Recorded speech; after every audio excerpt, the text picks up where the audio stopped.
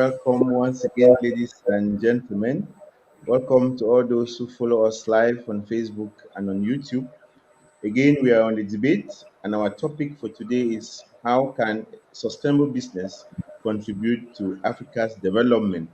I am Mbolifor Elvis Ambi, your host, and today we are queuing up, and it's the fifth topic already for this year 2021, still based in agriculture and still in line with aspiration one of the Agenda 2063. And today with me, I am having a youth who hails from Nigeria. She is none other than Esther Afolayan-Audu.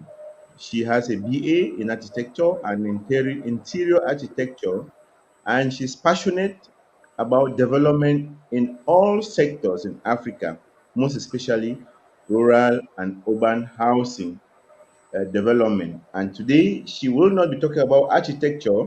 She is basing her presentation on agriculture. So you see how diversified she is, and this is her own contribution to make Africa great. Ladies and gentlemen, welcome Miss Odu, who will be our guest for today and will be with me for 58 minutes, except we need to have time. Madam, you're very welcome to the Sompon Global TV. This is your platform. This is your stage.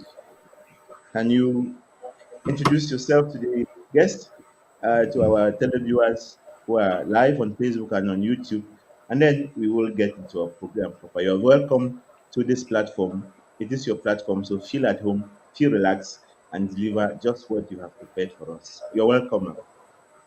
Thank you very much, Mr. Moderator. Like he's rightly said, thank you for the introduction. Thank you. Yeah, I'm Mrs. Afolayan-Audu. So I'm married. For those viewers that are also married, it's also a challenge. I think that should inspire you.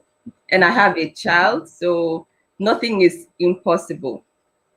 Married, not married, nothing should stop you from meeting your goals. So today we're talking about something very important, which is really pertinent to development in Africa. I'll just share my screen now as we start together, and I hope that someone listening today leaves this place inspired, because that's the aim of all what we're doing. So, aspiration number one: how can sustainable business contribute to Africa's development? I'll start to welcome us first with a quote I find very interesting and very true. Africa's story has been written by others. We need to own our problems and solutions and write our story. And this was said by Paul Kagame, the president of Rwanda. So our purpose for being here today is to really rewrite our story. And I hope that we can inspire ourselves to really do this. There is no problem that we cannot solve. Other countries have been able to do that. We, as a continent, Africa, and all the countries, we can also rewrite our story. So I wish you happy listening as we go together. On our agenda today, we'll look at business idea for development support. We'll also look at the selection process. And then I'll introduce to us the business idea for which I'm working on right now. And then we'll look at the United Nations Sustainable Development Goals. We'll look at how our business idea contributes to these goals. And then last but not the least, we'll look at Agenda 2063, which is very important to Africa. So we're going to narrow down the goals to Africa. So what is this business for idea development support? It's a grant. I was privileged last year to apply for this grant, and the grant supports migrants or those in diaspora living in Germany. So I was privileged to be selected as one of the winners of the grant. I was awarded the grant. So I just like to share with us what this grant is all about for the benefit of those that are living in Germany, or probably those that have ideas, just for you to know that it's possible to get support that can really help your idea to come to life. So the business for idea development support was granted by the Center for International Migration and Development in Germany. And this grant supports migrants that live in Germany right now at the time of their application for the grant. And then you should be from one of the developing countries. So as at the time I applied for the grant, the specific countries were Cameroon, Ghana, Morocco, Nigeria, and Tunisia. So it's good to go online to search for opportunities. And I'm so sure there's a lot of opportunities out there that one can benefit from. What support services does this business idea for development offer? That's for the business idea development grant from Germany, from the Center for International Migration and Development. When you're awarded this grant, they support you with coaching. So you get individual implementation coaching, which is mandatory for all that get this award. And then they help you in developing a business model canvas. So even if you do not have a background in business, that's not a problem. The most important thing is to have an idea that helps to support the development from your home country. So they will assist you in developing a convincing business plan. And also networking, which is very important. If you really want to set up a business, you cannot do it all by yourself. So this grant will help you to network with successful entrepreneurs, business founders, and potential investors, and also business partners. And then last but not the least, it will help also with financial aid. So you get some monetary aid that can be used for various services and measures that are relevant to starting your business. With that said, there are some criteria that one has to meet in order to be selected. Like I said earlier, you should have immigration background. So for those diaspora, it's very important, have immigration background. For those in Germany, because this particular grant is for those in Germany, so live in Germany at the time you're applying for the grant, have a business idea that you intend to implement in the next 12 months as at the time you're applying for the grant. Also, the business should be unregistered. It means that you haven't established the business yet. It's a fresh idea, a newborn baby that you're ready to put in the market for development of country. And importantly, this business idea should add value. So that takes us back also to Agenda 2063 and also the United Nations Sustainable Development Goals. Adding value is very important. That's Africa. We want Africa where things are moving fine. So whatever business idea one has should add value to their countries. And then you should have expertise and skills. So whatever you've learned, maybe in your personal reading, or in your studies, and you know it's beneficial to the development of your country, then you've met this criteria to apply for the award for the grant.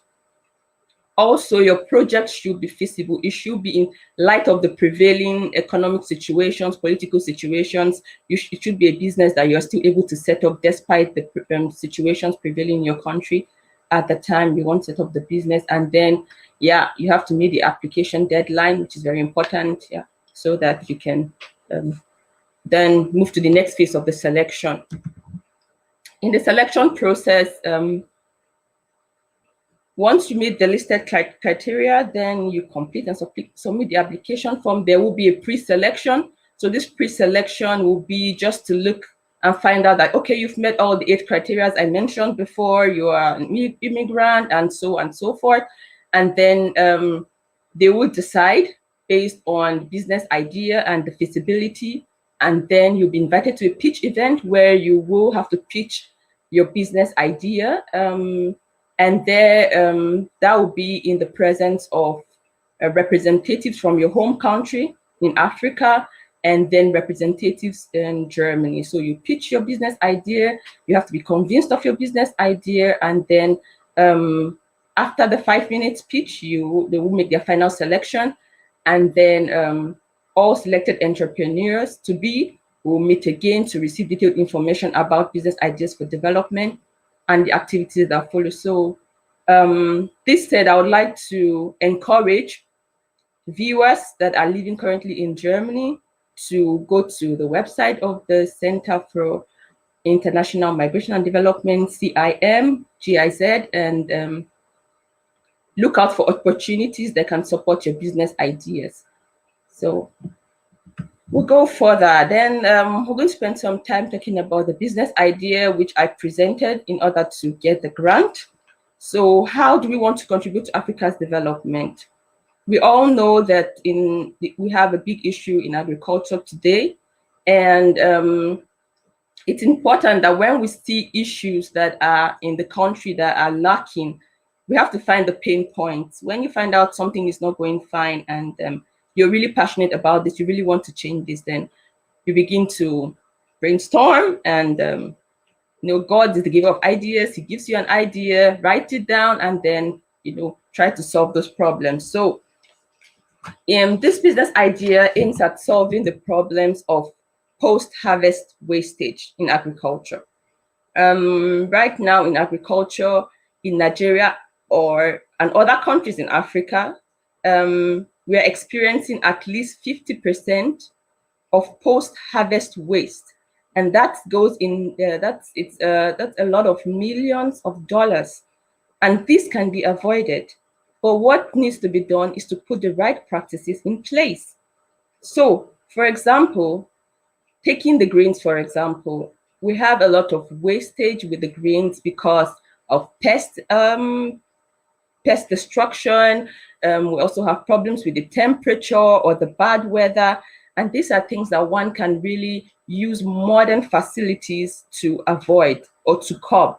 So this business aims at going to the farmers and supporting them to say, okay, the work is a lot for the farmers. They have to plant, they have to make sure they look after the crops while they're still tender, and they have to harvest, and then they still have to store these crops and then take them to the market. So the business idea here is to save the farmers such stress, and also the marketers, those that are selling these things, because when they take it to the market, it has to stay in their store for a while. They may not have enough space. They may not have the proper facilities to make sure that these grains don't go to waste.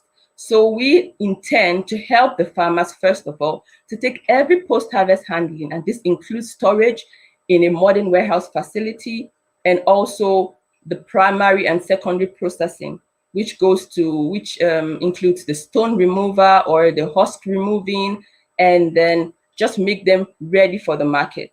For example, beans, for example, in many countries in Africa, West Africa especially, I think people still have to pick their beans when they buy from the market. And these are things that can easily be solved just by taking one or two steps.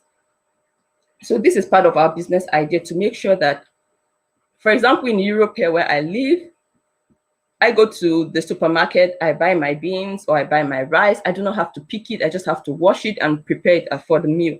So we can also have that standard of living in our country. We can have it in our countries in Africa, where things are just ready. You just go into the store, you pick them, you come home, you prepare your food. That's very important. Apart from that, supporting the farmers in this way, that's a way to empower the farmers. They are encouraged to produce more, and that's what we want. We need more agricultural production. So if you encourage the farmers by saying, forget about the stress of after the harvest, we're going to take all that, they'll be encouraged to even produce more, knowing that their produce will be sold automatically. So that's what we really aim at doing. Also, such business is going to create a lot of employment, because a modern warehouse facility, you have different activities going on there. And so once you employ a lot of people, you don't even need too much to go to school for some of these activities, So it's a way of empowering even those that do not have a certain level of education, And these are things that I really hope that people come to realize, that the problems in Africa, you do not have to have a PhD probably to really make things better. You just have to have the idea, the desire, the passion to see things change, and then engage those around, engage those in the community to bring about this. So I'll just give another a summary again. So we want to bridge the purchase, storage, and primary processing and logistics gap between farmers and consumers. So, helping the farmers transport their products to the warehouse, that has already saved them the cost of transportation, which is another thing. And because of our bad roads and all that, it's a lot of it's a lot of stress for the farmers, and we can help them in this way. So this business really wants to help farmers do that. And because I come from Nigeria, I'm looking at working in the north central of Nigeria, and this is because it's a kind of major zone. We're close to the south, we're close to the north, and so it's cost effective, and also it's in a state where the cost of living and cost of production is not so high. So that's one thing people have to also look to when trying to set up a business, that you're making it cost effective.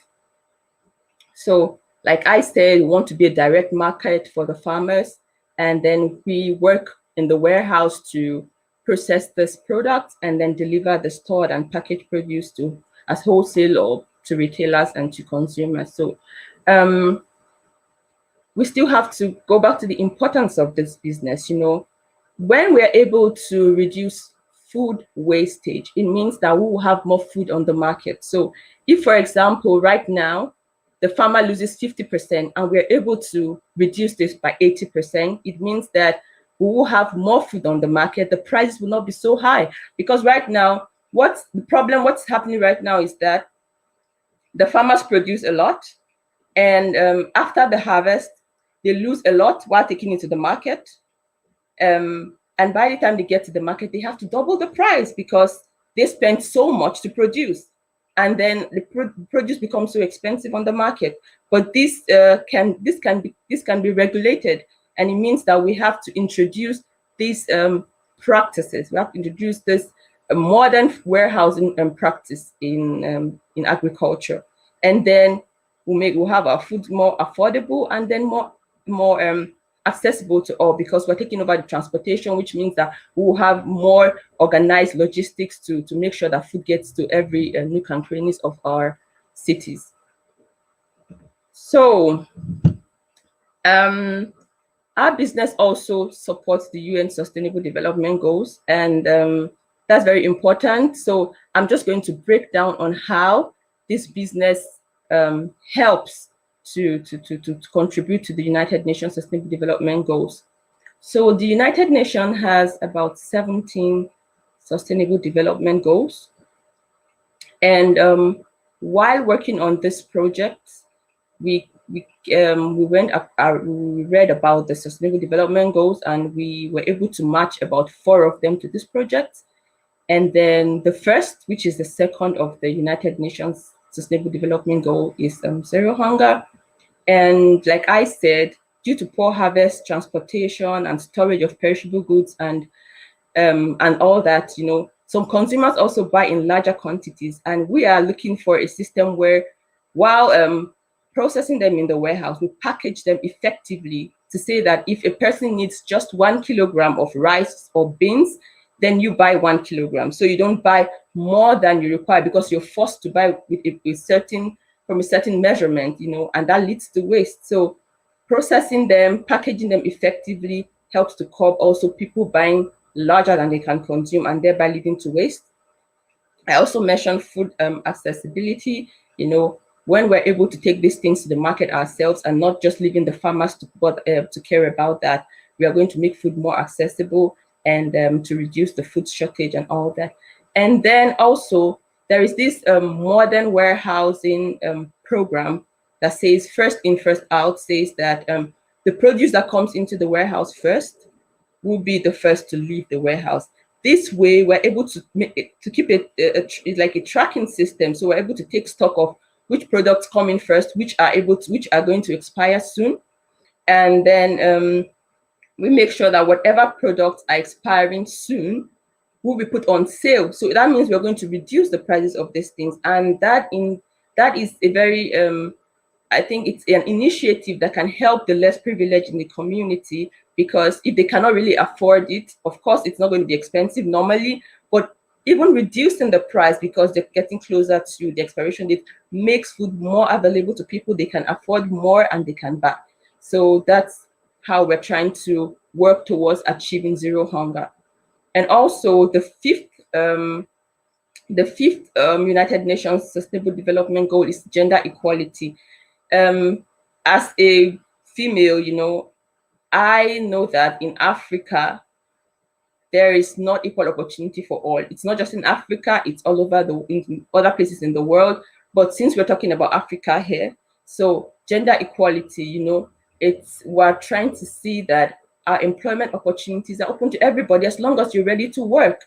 And also to support also female farmers, because there are some females that are doing just little farming, and by supporting them, it encourages every gender to just work and get the kind of quality of life that they should have.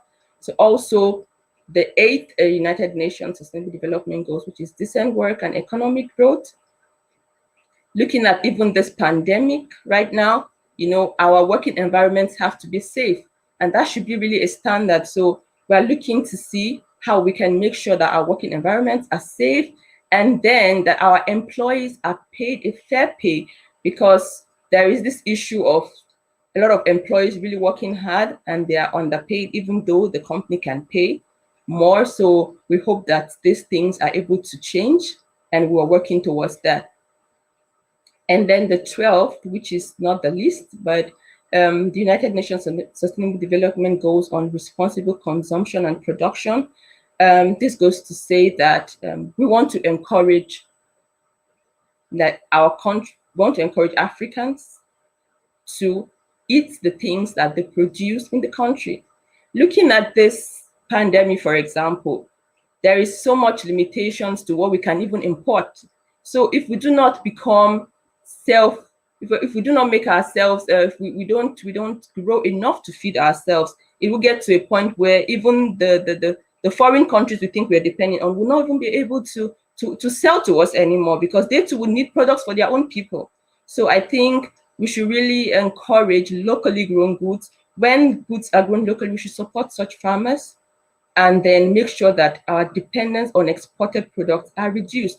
We should also try, which is also the aim of this business, try to process things like for example, there are so many things you can make from grains. You can make noodles, you can make flakes and all that. So of course, right now, such things are being made, but we can also increase that just to make sure that we have everything we need right there in our countries. And also, we have to pay attention to eco-friendly methods of production, packaging and all that. We have to make sure that we're responsible with that. Whatever packaging we're making is not contributing, it's not being a environmental hazard, but it's helping, like eco-friendly packaging and materials. All those things are already readily available, and we are trying to ensure that we use these things to ensure responsible consumption and production. So last but not the least, Agenda 2063, that's the coming down to Africa. We want a prosperous Africa, and agriculture is really one of the sector where we can really experience prosperity if we really put our efforts into it. So we should, this business, for example, is based on agriculture. And so we're trying to see how we can really use all we have to make sure that this sector is transformed. When my hope and desire is that more people will take up this courage and follow this pattern and say, okay, in our countries, we know this is the problem of food wastage, and we're ready to come out. We're ready to have to imbibe practices that can help to curb these things. So also making sure that whatever we're doing is people driven. We should not forget the young ones. We should not forget the women behind. We should make sure we include everyone, the young, the old, as many as are ready to work, and also teach our young ones the importance of sustainable business in Africa, to make sure that they grow up with the mindset that Africa can really be changed. Business, agriculture is important in Africa and other sectors. So with this, I believe that we'll be able to meet this agenda for 2063. If we all put our hands together to really educate people like we're doing now, to sensitize people and to make this awareness known out there. So finally, there's this important quote from Tony Elumelu, the founder of the Tony Elumelu Foundation and chairman of United Bank for Africa. He said that your idea can transform Africa. Let's stop talking and let's start doing. So I hope that this presentation will lead to doing. So we stop talking and we really start doing. Thank you for listening. Thank you so much, Esther, for that wonderful presentation. You're very welcome. An architect talking about agriculture, sustainable business, of course, and a wonderful project that you have there. Thank you so much for that presentation. I hope that those who are listening to us have gain something, and you equally give a website that they could visit. You talked of GIZ and CIM for more offers. And I remember one of our viewers, that should be Mary De Caro, who was asking whether this program is just for youth or it is for everybody. Maybe you answered that one very fast before we get our jingle and then we come back again. Is the program just for youth or for everybody? Oh, the grant is for open to everybody. There's no Okay, discrimination of age or gender. It's for everybody. So as long as you have a business idea that is sustainable, you're welcome to apply for the grant. okay. Thank you so very much. Let's have our jingle so that you can catch your breath before we come back now for some clarifications on your presentation and questions, of course, which we will be asking to clarify the viewers who have been following us very keenly. I am talking about Madam Eno Maggie Roy, I have Mary De Caro, and Batemona Abeke, who are very faithful to this program and are always there to send their contributions. Thank you so much. And all those who are watching equally live on Facebook and on YouTube, keep watching, share the link, and invite your friends to join us. Let us stop talking and let's start walking. Can we have our jingle for a short break?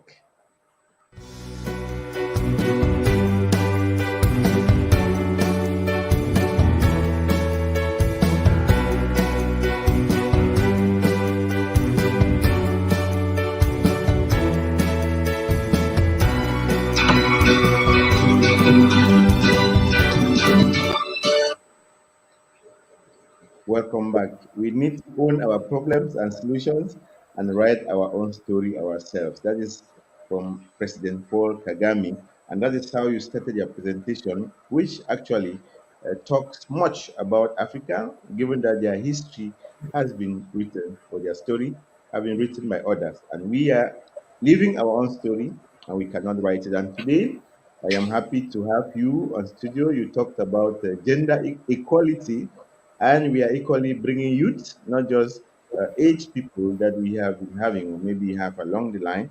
We are working very hard now to have youth who are the ones who are going to take this agenda up to 2063. They are playing their part. I think last week I had Arnold, who was encouraging us to consume what we produce and produce what we consume. So on this platform, we are encouraging consume Africa, and we are having our African brothers and sisters who are there to talk to us about how we can make Africa great, how we can make Africa better, how we can write our own stories and seek our own solutions. Thank you, Esther, so much for being there. And I just want to go through some things that you talked of. You said that this project offers support and coaching, and that it helps in developing a business model as well as provide finances.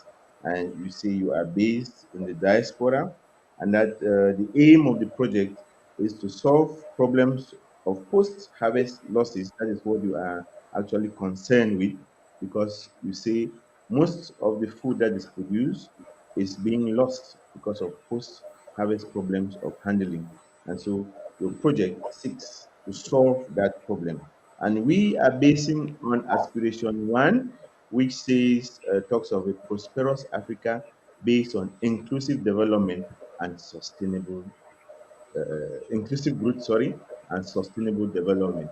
And your project will say it is a sustainable business, creating a sustainable business that many are listening.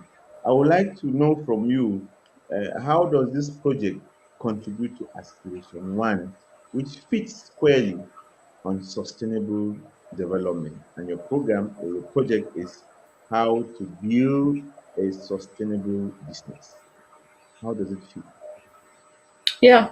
So the agenda is to say that agriculture becomes more productive. So, in bringing modern practices into the agricultural sector is the way to make agriculture more productive. And like I said earlier, we want to support the farmers. Farmer empowerment goes a long way to make agriculture productive. So, and also, when I believe that when more farmers see that they have this kind of support, their products are going to be worked on, their products have a ready market, they will really want to give more, they really want to produce more. And we encourage even other people who have been scared to go into the farming business, maybe because they've been seeing the losses experienced. They feel that okay, we now have supporting systems, we have businesses that are ready to take over from our post-harvest practices. So I think this is going to encourage more farmers, and it's going to lead to more production of agricultural produce in our countries. Esther, you may be in the diaspora and you don't know what happens on the ground. Of recent, we have had tomato production where most of the farmers have to sell their produce back here at home.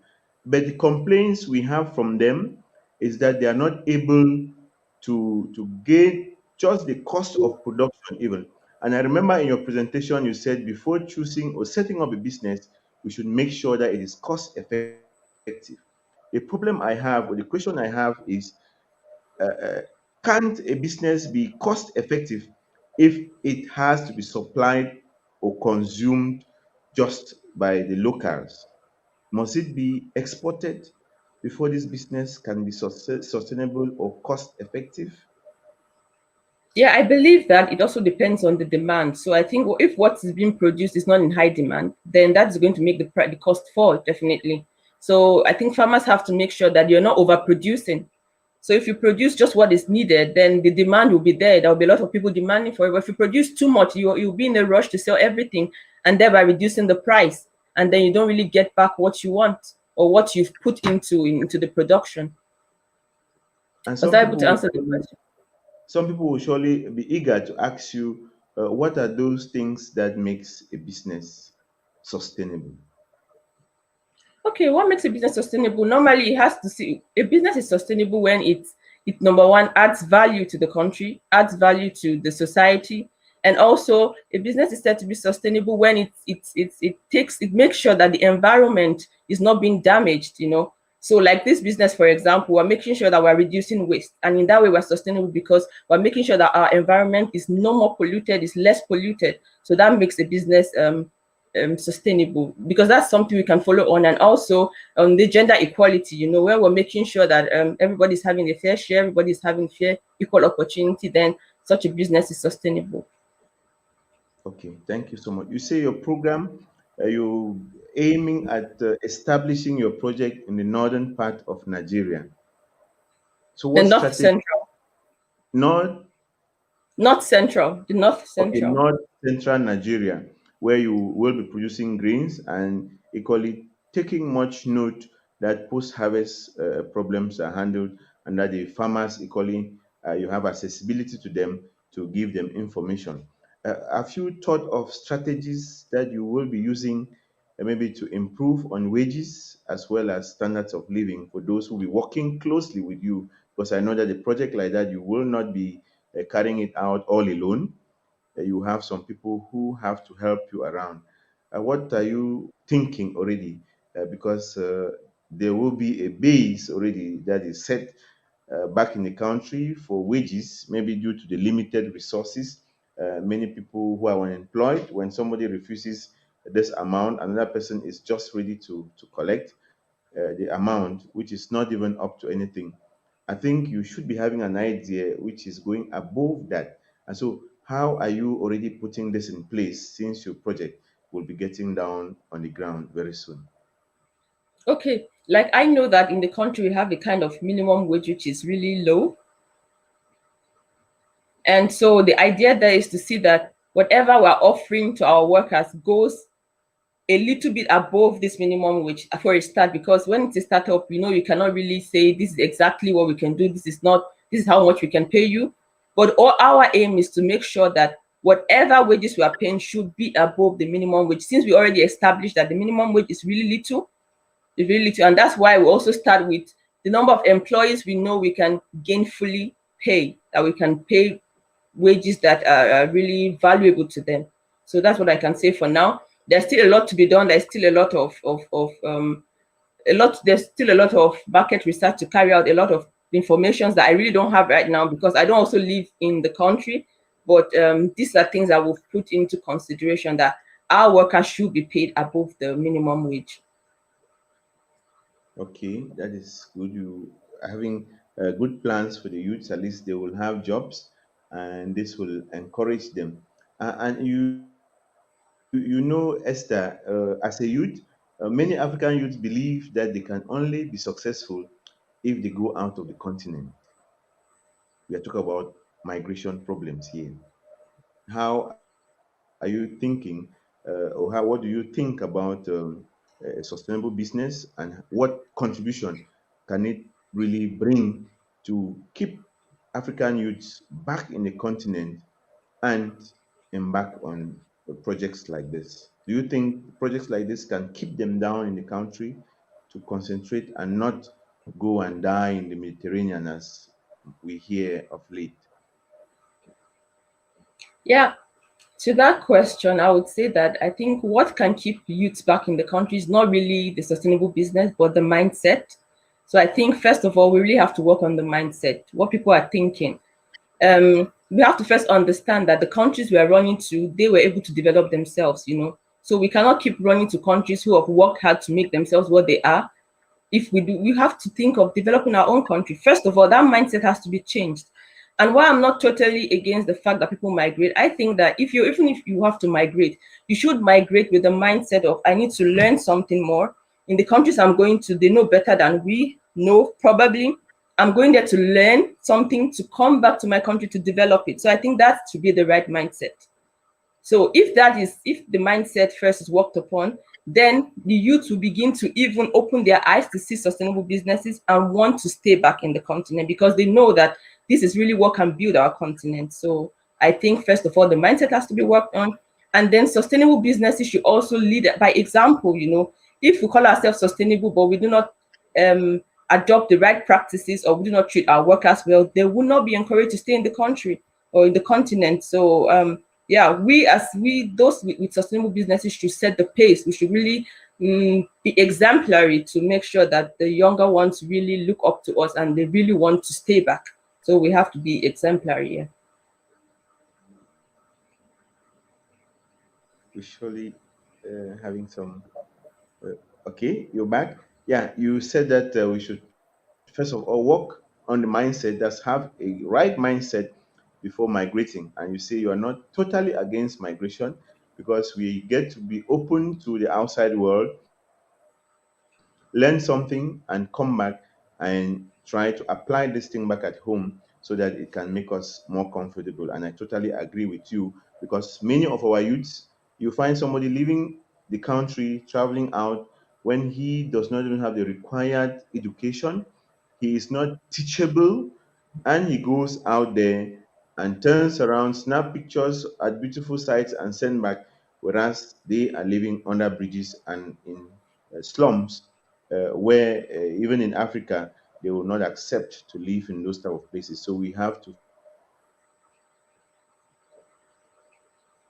first of all work on the mindset, like you said, and make anybody going out have a particular passion for something and is going out on a particular target and knows that this is what I want to obtain, this is what I want to do, and this is what I want to achieve. And when you are to come back home,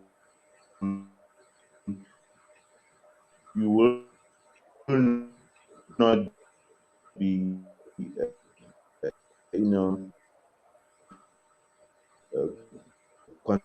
contemplating whether you will survive. A youth now will still watch this program later and know that they have to develop a good mindset if want it to be, because we will not only keep blaming others that our countries, our continent is not good. Whereas if we are asked, what have you done for your continent? You definitely have nothing to say. That is so interesting, Esther. And we keep hearing of food insecurity, crisis of insecurity, which leads to, like I talked of already, many youths leaving the areas to go out for greener pastures. We find that people are not there again to work the farms. How can this business idea that you are developing help to curb this issue of food insecurity in Africa? Because that is a cry. We have the lands, fertile lands, of course, many lands that have never even been farmed, but we still suffer from food insecurity. It's a paradox, actually, that we talk of food insecurity in Africa when we even import or export food and import even more food because we don't consume what we produce. So, how can this business contribute to solving the issues of food insecurity in Africa, Esther? Yeah, so I would say that, we are aiming at empowering farmers by supporting them. If we tell them that we're going to take every post harvest practices, that's a lot, off their back. So we hope that this can encourage them to really, to more people to really go into farming, knowing that, okay, I do not necessarily have to sell everything I produce, but there is someone there, there's a company there are people there that are ready to buy my product immediately and even further process them. So, and this, like I said, once we're able to reduce the food wastage, that is going to add more food to the market. So the problem of food insecurity is already, in a way, it's already on the way of, on the process, in the process of being solved. Then also this business, for example, looking at the goal of the zero hunger, we have a kind of system where whatever is coming in goes out first, and when things are getting close to the expiration dates, then we put them up for sale. So this means that instead of throwing foods like people usually do before, because most companies or stores, they wait until their products are expired and then they throw them away. But we are saying, no, you don't do it that way. Let's put these things on sale, or whatever is even maybe not bought when it's on sale, we can give it for charity. So this way, we're making sure that food is there for people. We don't just throw things away because they're getting close to expiration dates when there are hungry people out there. We should make sure that these things, they go around, they circulate. So if those people cannot afford it, make it there for them for free. Instead of maybe just setting NGOs and looking for outside funds, we can really solve this problem by just giving out, giving out what is in excess, giving out what is close to expiration date. So that can really contribute to reducing food insecurity. Ironically, you are getting a grant from a different country to come back and invest in your country. I was wanting to ask if it is not possible that these grants be gotten from our own government. Have you any idea if our own African governments are offering the grants like to support youth? Because sometimes our youth may not know that there are websites. You gave already those that can be gotten in Germany. Are you current with any of these websites here in Africa so that we can put the website and encourage youth equally to visit them so that they can get some of this information, and surely why not boost their petty businesses that they have to make them more sustainable, of course. Yeah, okay, because I cannot speak for every country in Africa, because definitely if I'm making my research, I won't be going to different countries to look for grants. So I would suggest that citizens from different countries in Africa should check what is available. I know of the Tony Elumelu Foundation. I cannot really say if they support other countries in Africa, but I know for Nigerian citizens, they support startup businesses, and there are other websites I may not really know, because as at the time I got this grant, actually it was someone that sent it to me. So I wouldn't really say I searched for something. There's a green tech. I think there's something called green tech that also supports business in Africa. It's not an African organization, but green tech does support. I think it's also German, but they support business in Africa, and you do not have to live in Germany for you to have this grant.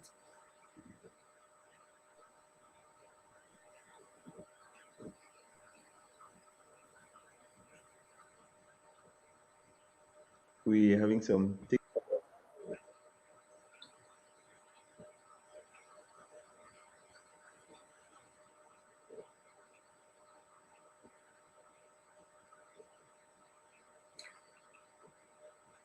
Yeah. So like I said, I think those with business ideas should check online. There's a lot of information out there. I may not have all the answers, but the internet is filled with informations. You can ask from friends, and definitely you should come across opportunities that where opportunities to support your business ideas. Yes.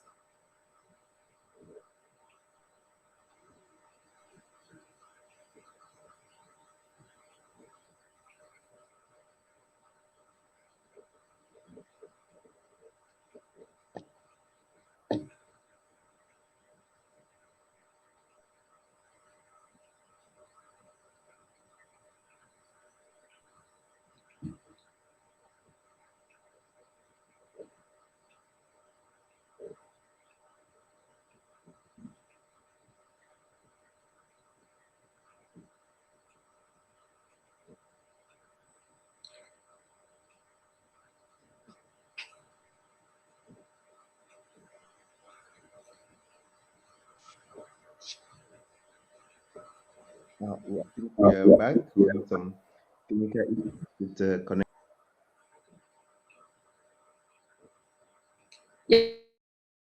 Yeah. So before I'm asking for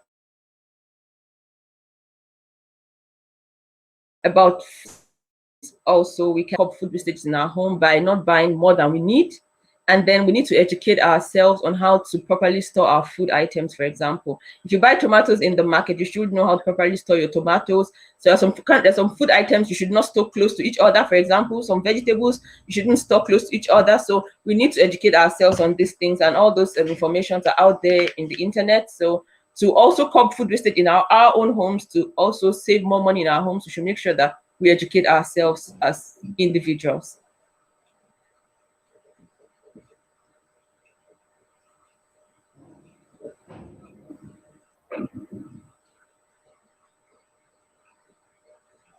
As someone asked before about the amount of the grant in Germany, I think it depends on the organization.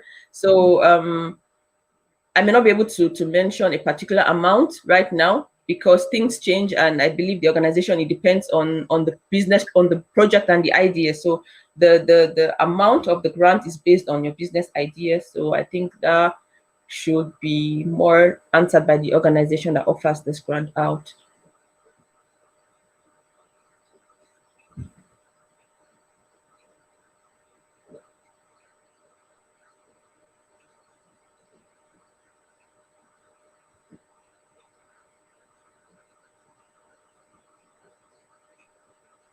All right, thank you so much. The connection is getting really not stable.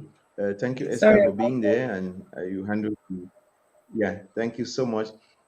You talked of, trying to see that the business people don't stock things for too long, that they get expire. And that is one of the problems we have back here in the continent. You find expired products, they will keep them, they will not sell as you are saying that they've removed them faster so that they can be expiry date. But these products will be kept, and when they expire, what do? They take off the expiry date and stamp other dates on it. And you buy something from the store, when you open it's bad. What do? It is bad. The person will tell you he is not inside the container. So how does he know that the thing is bad? I think that is a very brilliant idea there. You need actually quite a number of people to work with you so that they are able to sensitize, because sometimes the people are so reticent and will not even think that they should remove the things, because they always want this idea of artificial scarcity, so that when the thing gets scarce, they make as if it is scarce, whereas they have the supplies, then they remove the things and double the price. And that is what kills us so much here, because you get local produce very expensive sometimes, and people will want to consume imported products, which maybe sometimes are equally already expired. So thank you so much. This program, this your project is quite a brilliant project. As you are in the diaspora, are you having any support from diasporas who are there on this project, or are they motivated to maybe get to work hand in gloves with you or seek other grants so that they can come back equally to the continent and do something for themselves, which will equally go a long way to employ some youth and make life have some quality for them, Esther? Yeah, I know a number of the aspirants. I think two of them were on this show. The professor that came on this show, he's also looking to work to make sure that he's contributing to development of Africa and his home country. And I know of Arnold too that is seeking to contribute to development of his own country. Yeah, I think overall there are a lot of people in diaspora who are really working hard because they've seen the difference, they've seen the lifestyle here, and they know that it's possible in Africa. So I may not know them personally, but I read about some of them, I watch some of them on YouTube, and of course there are people that are really desiring to go back and develop their countries in Africa.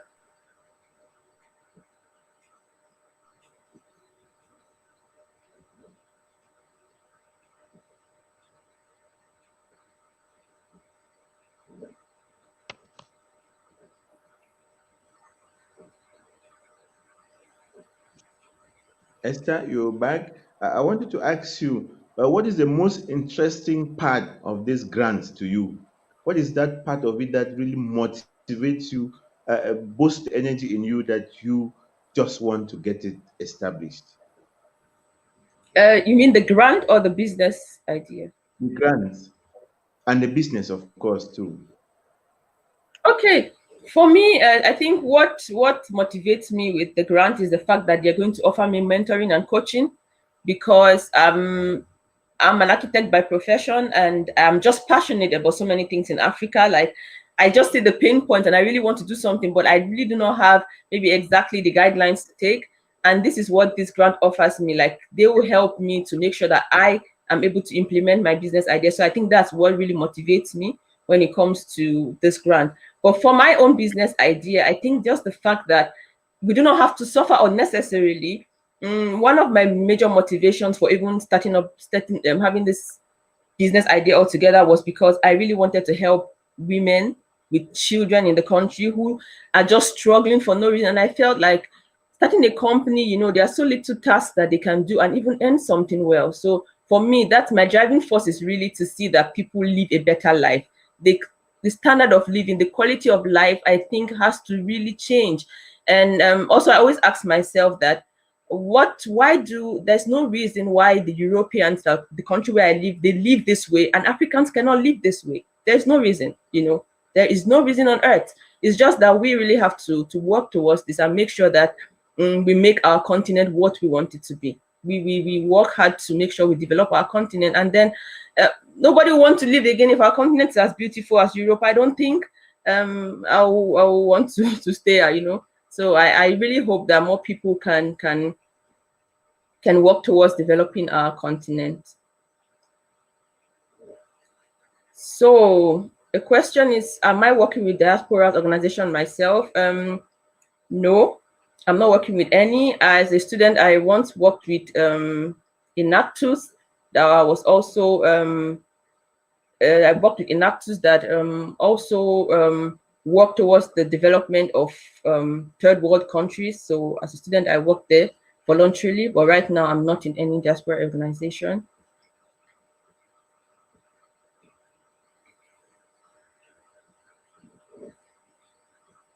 And as for networking, the grant is helping me to make sure I network. Like right now, I'm working with a hub in my home country that is helping me to network and find more information that are useful for my business idea.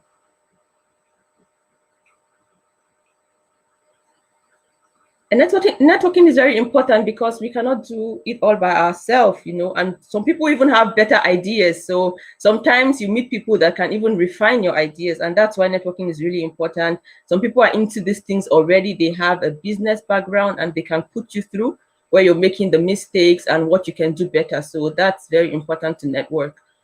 By networking, you have more information. So you can also sharpen your own idea and meet with people who think brilliantly too, and even learn more. And even the loopholes you've not discovered in your businesses can be shown to you through networks that you have.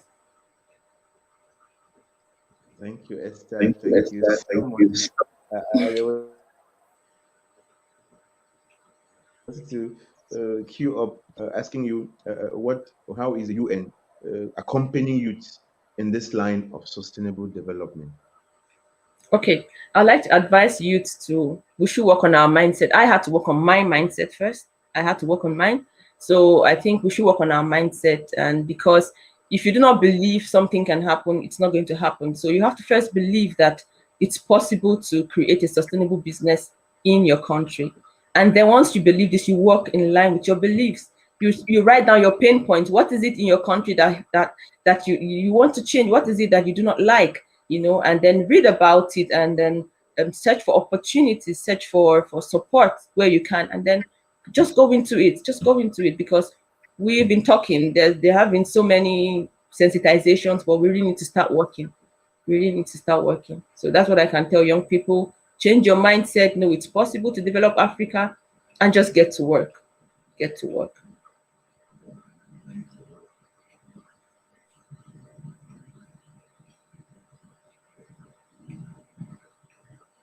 Okay, you began by saying that we have to own problems and solutions and write our own history, own the problems of Africa, as well as seek solutions, because we are looking here at how we can have handle post-harvest problems, which is actually a big problem to us, and that makes us to have food shortages, food insecurity, despite the huge productions that we have. But most of this food get lost either because of poor transportation, because we have problems with farm to market routes. We lack processing industries where this food can be carried directly for processing. We equally have transportation issues. The roads are not just bad, sometimes they are not adapted vehicles to bring this food, or they are transported in very poor condition that they get to town already uh, degraded. So thank you so much. We are happy that you are there. And the youths that have listened to us today and all those who are listening, you said that this grant is for everybody. You need to have an immigration status, if I got you correctly, and present your program, and you will be selected to pitch this program. And pitching means that you have to show how sustainable your program or your project will be, show how it's going to help the people around you, and equally it has to be environmentally friendly. And you see that this grant is very important to you, not the financial aspect, but the coaching and the mentoring. And given even that you are coming back to your own country to establish this project, that is already a plus, and that is your own owning of the African problem of food insecurity. And you want to see how the farmers can be helped, how their produce can be handled so that they get more dividend from what they actually produce. Thank you so much, Esther. Time is always very short when we have much to talk about. We are happy.